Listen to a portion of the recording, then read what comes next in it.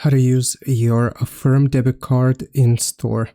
So here's how it works. Once you load up the Affirm app, then you will see shop interest free with a virtual card or debit card here at the top.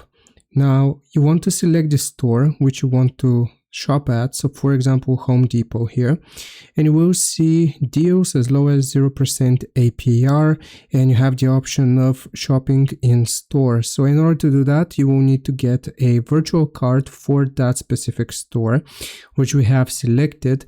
And once you receive the card, you will need to add it to Apple Pay by going into Wallet, selecting Wallet here. Then you will need to press on the plus sign in the top right. And then here you will see cards for you. It should automatically detect Affirm.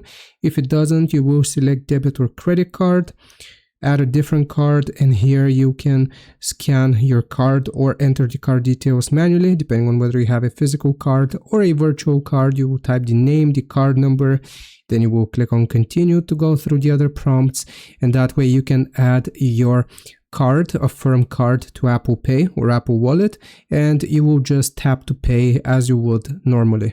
I hope this video helps you out. Leave a like and subscribe. I'll see you next time.